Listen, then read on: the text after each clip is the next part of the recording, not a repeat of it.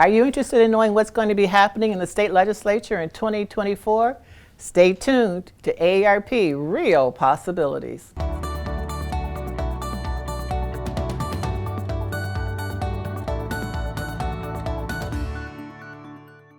My favorite speaker in the whole wide world, as of right now anyway.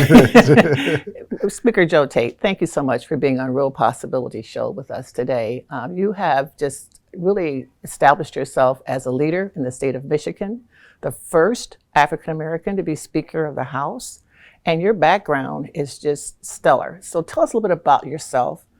Tell us about why you got involved with politics. You have the only thing I saw in your bio that made me go, was that you went to University of Michigan as well. But you started at Michigan State, so it's okay. So tell us a bit about your background. Absolutely. Thank you for having me, Oh, Paula. I absolutely. appreciate it. And thank you for not holding that against me. Never. But for me, I'm a Detroiter. So was born on the east side of Detroit. My dad was a firefighter. Mom was a public school teacher. And one day my dad went off to work and he didn't come back home. So he passed away in the line of duty for a community that he loved. And that always stuck with me. As a child, I got involved in athletics as I grew up and NFL, not just athletics. NFL, Yes, I mean, indeed. there's no other. Yeah, that's the epitome of athletics, yes. Absolutely. So it was there, had the opportunity, but still wanted to figure out how do I serve, how do I give back to my community that I'm in. And so that led me to the military. And once I got out of the Marine Corps, Two tours, two tours. Afghanistan. Yes.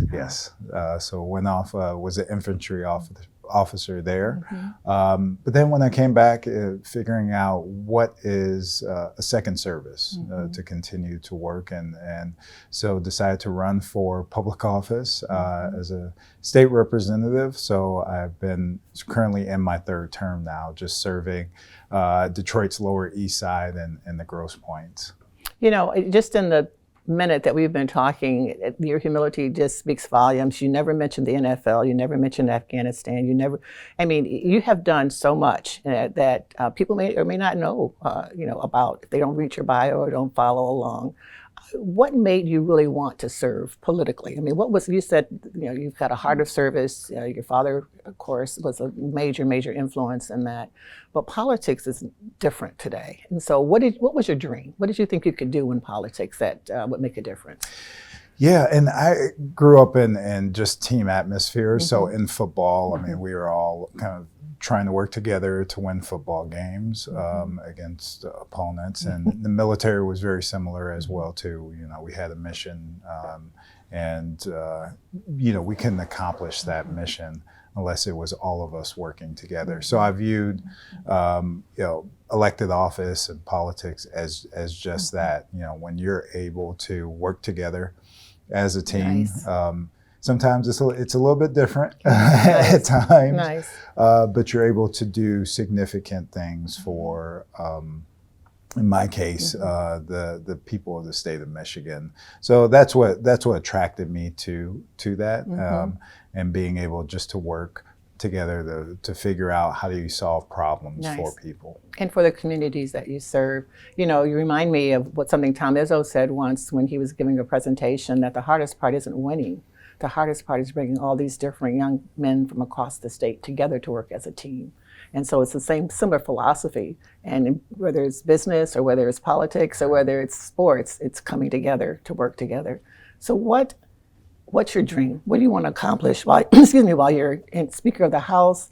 I know you've got some priority issues, family and some other things. What are some of your priorities while you're in the legislature? Yeah, absolutely. So this year has been a big year, Phenomenal I think, year for us. So there have been several priorities that we've been focusing on. But talking to my colleagues and my caucus members, we wanted to view it from the lens of how are we putting people first at the end of the day. So from the start of this year, whether we're focusing on affordable housing or water shutoff prevention or small business support or repealing the retirement tax, expanding the ITC, doing those items, or gun violence prevention. Those have all been things that have been things that we haven't been able to accomplish over, in some cases, decades. Right. But for me personally, how are we supporting? Again, I'm a Detroiter, so the housing piece. How are we ensuring that people have places to live? There's kind of that affordable and workforce housing, and also education too. We've made significant investments in the budget this year for student outcome. Again, my mom was a teacher, so she was able to instill in me the importance of having an education. So how are we moving the needle around educational outcomes? So all of our students, whether you live in Detroit, whether you live in Northern Michigan or the UP, you have opportunities, and we know that having a good education opens up doors. Absolutely. It's the greatest it has the greatest economic impact of anything else that we can do, in my opinion, as a former educator as well. People always ask, why are you so passionate about education? It is the key. It is the key to sustainability for economic, survival. It's the key that no one can take it from you, right? That's what I always tell folks. So, yeah, you could maybe not use it, but as long as you have it, you can always open some doors with that. So thank you for that.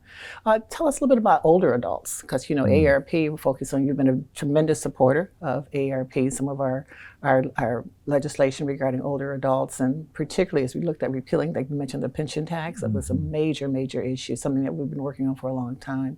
But there are a lot of older adults. When we go to Detroit and we talk to people, they talk about their Joe Tate. They just call you Joe, okay, in Detroit. They've known you for a long time. Tell us about some of the focus that you have on how to improve the lives of older adults. I know housing's a major issue for that as well, finding housing for older adults who are living alone, can't afford the high rent of many places. So talk a little bit about some of those issues. Absolutely. You hit the nail on the head just around that. So there are a couple of areas, when we're looking at housing. So in the House, we're currently taking up legislation just around how are we able to lower property taxes for homeowners in the city of Detroit. So that's still being debated right now. But as you know, that helps not only those that are raising families, but just as important, those that are on fixed income. And we know that, they need to have that support. And supports for aging in place as well too. Absolutely. Especially in neighborhoods. So looking at, how are we supporting a variety of programming there, not only with the area agencies on aging, but other programs too around healthcare support, transportation as well, because it when you look at especially those that have raised families and again are aging in place, it's incredibly important that they have the supports because they're the fabric of that community. Thank you. It's 87%. And that's the lowest, sometimes up to 93%. Every time we survey this issue, home and community-based services, aging in place, aging in my own home, even if I can stay there another 3 years, another 4 years, it's more time to hug my grandchildren or more time to watch my own TV shows or to do whatever I want to do. So, more money put towards home and community-based services is a huge, huge issue for those who are 50 and older. And we hear it all the time. It is a number one issue. Yes, there are some people who have to go to a facility, who have to go to a nursing home or some kind of assisted living facility. We understand that everybody can't do that, so we're not judging. But for those who can, and for the caregivers who want to take care of them in their own home, anything that you can do to help or to assist those folks, that's what I want. I heard someone say to me, it was elected official, said, not me, I don't want to be around my kids. So we understand there are some who perhaps don't want that, but we want them to have choices, right? Right. We want them to be able to have choices. So thank you for that. You talked a little bit about team and teamwork, and we're nonpartisan. We've been nonpartisan for the 65 years that we've been existing. How's that going? Building that team and working. Their civility seems to be lacking, not just in the state, but in the country, in Washington, everywhere. It's civility and what we used to know. I used to work in the legislature when they'd but curse each other out during the day and go play cards over at the Jack Tar Hotel at night together. There's still that kind of camaraderie, Is that still there today? I think it is. Okay. It is, but you do bring up a great point Mm-hmm. that I think our country, where we're looking at for several reasons, Mm-hmm. we're kind of going more towards the fringes, and Mm-hmm. there's more polarization here. Mm-hmm. It's obviously nothing new Mhm. with our country's history. Mhm. But there still is a lot of opportunity for teamwork. Mhm. It's just that we have to do it a little bit differently. But I'm encouraged that we will kind of work through that to be able to work together as teams. So one opportunity for us. So as you know, the legislature had some of the strictest term limits for elected officials. Yes. In the House prior Yes. to last year, it was 3 2-year terms was a maximum that you could serve. So now that's been reformed. Just in time for you too. Thank Just you very in time. much. And For I'm better not or mad for at worse. anybody who voted for that. I'm just saying I'm not mad at anybody. So just in time, right? So I think that creates more and better opportunities just to get to know one another. Because as you know, I think it's hard to say this person is this or that when you actually know, and when you've sat down, and as you mentioned, you would go have a coffee or Right. a drink or break bread with that person. It's a different dynamic when you do that, and then and then try to say this person's this or that, but it creates that bond to be able to work together. Right, and that's powerful. I mean, it's like you might judge the decision, but you don't judge the person, right? So the person still has. You start with the assumption they have a good heart and they want to do the right thing and learn about them and grow from there, or go and grow from there both. So if you could push a button, Speaker Joe Tate, and you just push a button and you said, this one thing I would do, let's take future focus in 2024, the one thing that I absolutely want to do for the state of Michigan, what would it be? That's a great question. You can't. Well, two things. I'll give you two. I'll give you two. That top priorities.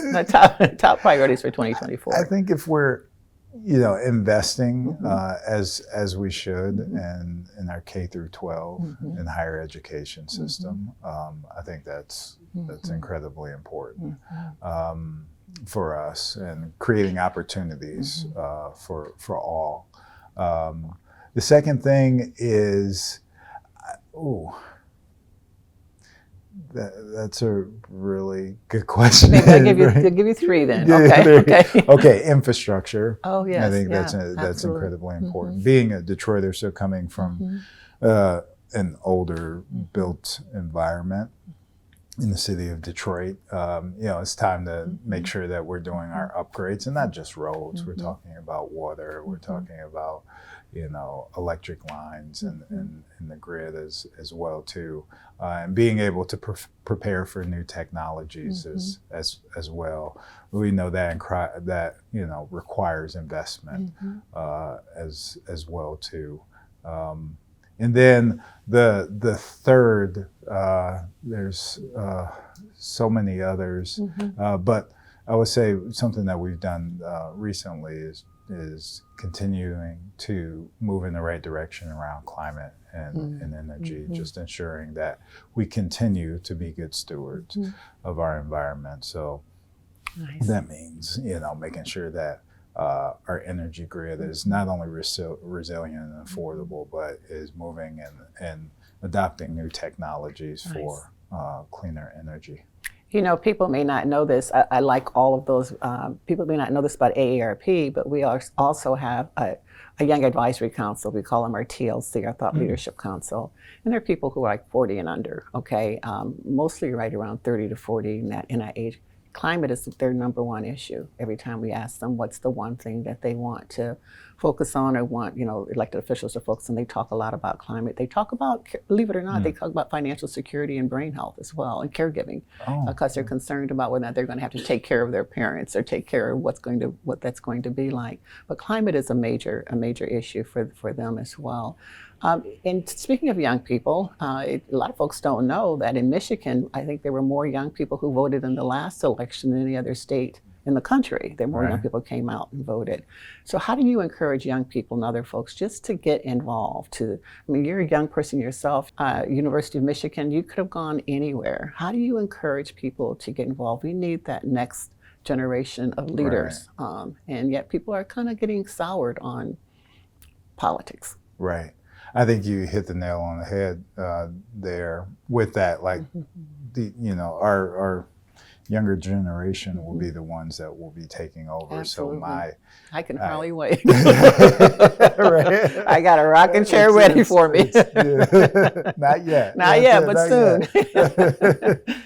But as we move forward, I mean, they will be the ones that take over, and I'm grateful that we do have several members of the state house that are. I think we have 2 that are 23 years old of age. We have several others that are under 30.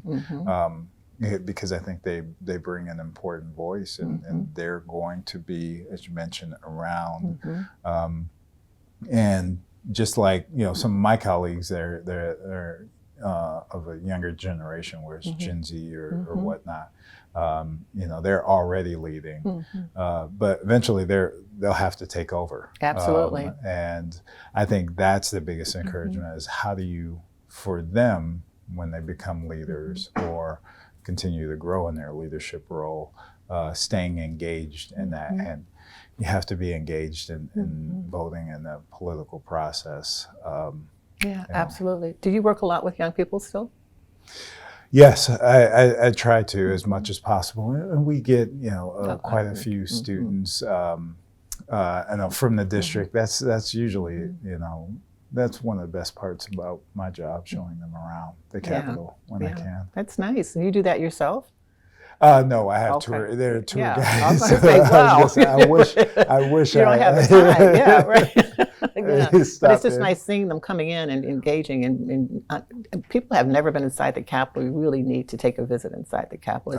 It's beautiful, gorgeous. Beautiful. And there's something, you walk in, there's something like awe-inspiring, and it's kind of serene about just being in that place. So there lots happened in there. Mostly good. Mostly all good. Right. Mostly all good. So what about, when you talk about young people, what would you say to anyone, young, old, about the importance of voting in 2024 and how critical that is?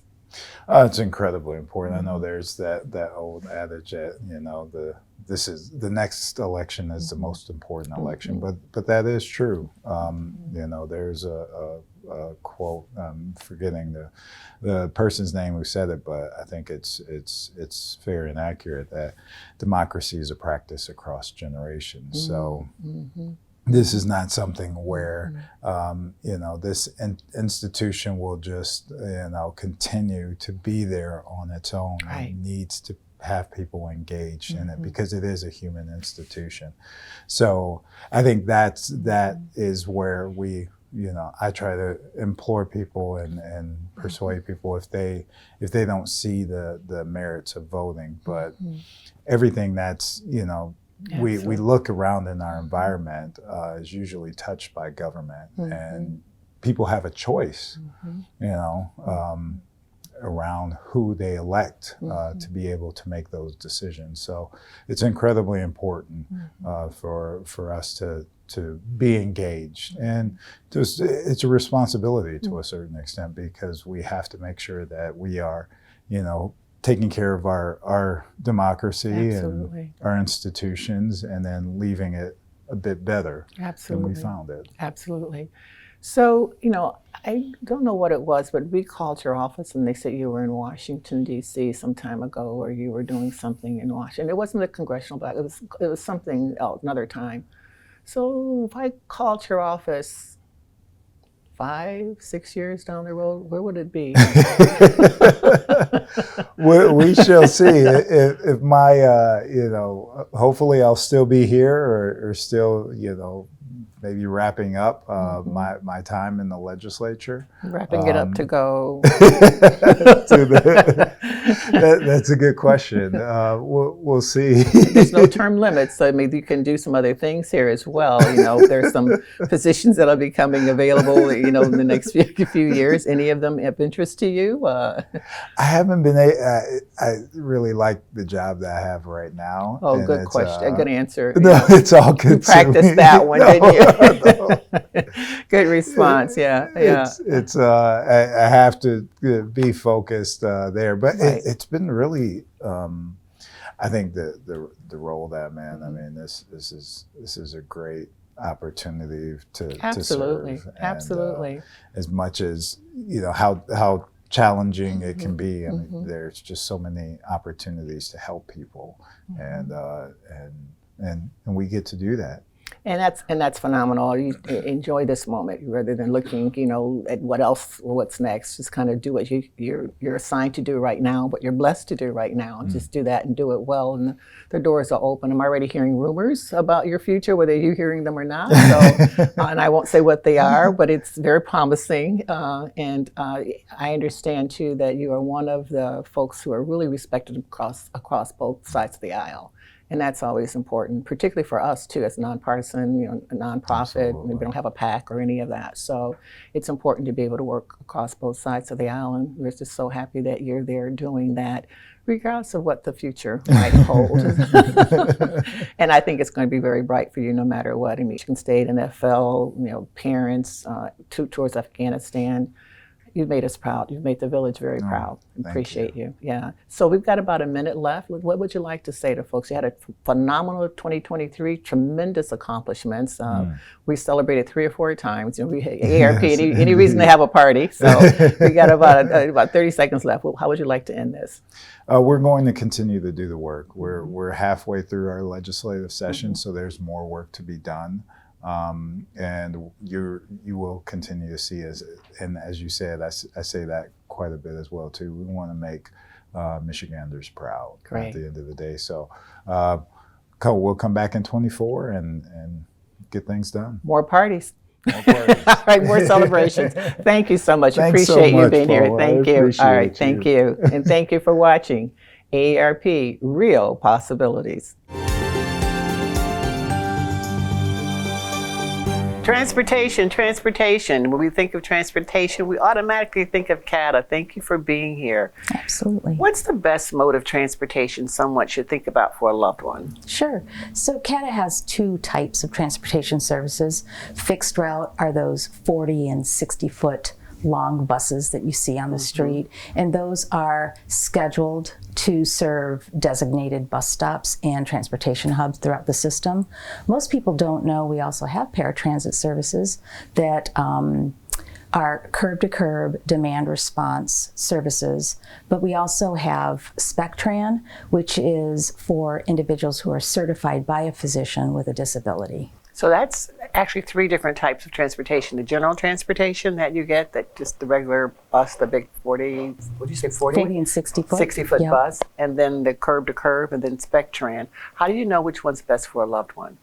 Really, it depends on what your need is. If you have mobility, the ability to move around and look at schedules and figure that out, the regular fixed route services are the best, and they are the most affordable.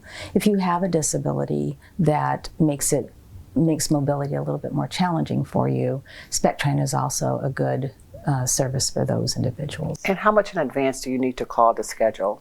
You can schedule it as much as 2 weeks in advance, but it is a 1-day advance notice. Well, that's great information that everybody should know. So if they have some questions, they can just go to the CATA website and look this up and That's find right. out what transportation mode is best for them. That's correct. Great. Thank you so much for being here, Lola. Appreciate you. Thank you, Paula.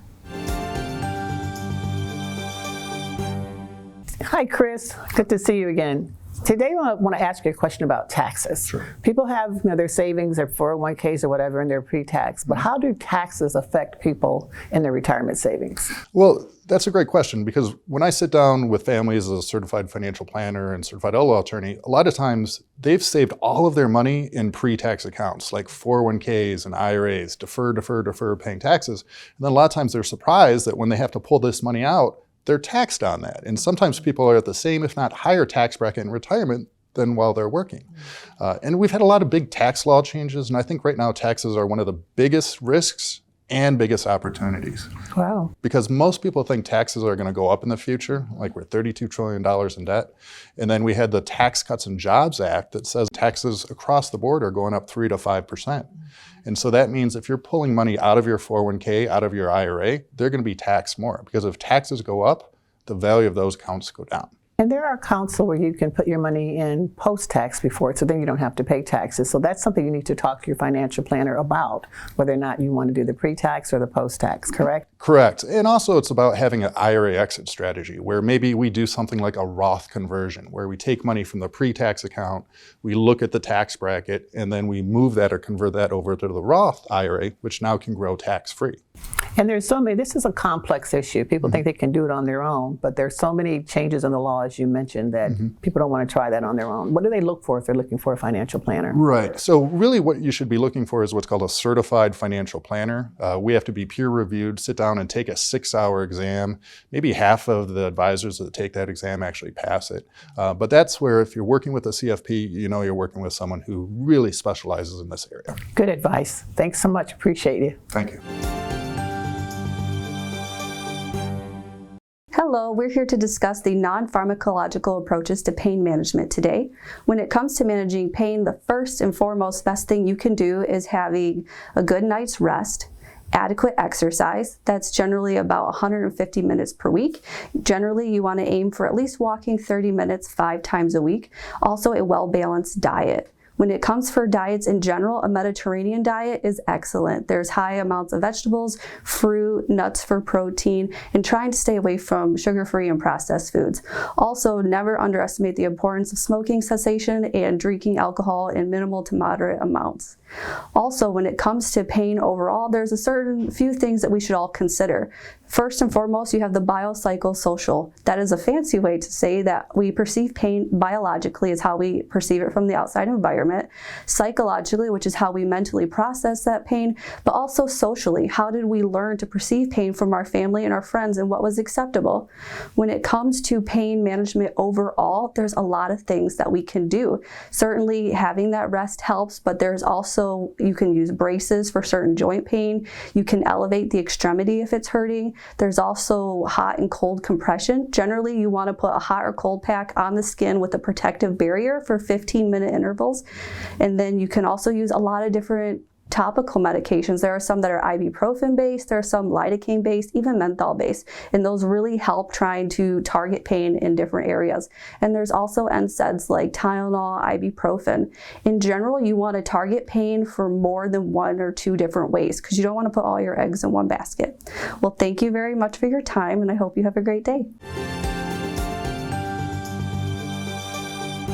What a great program today. So much information that you can use. Thanks for watching, and be sure to share this information with someone else, and don't forget to vote. Thank you.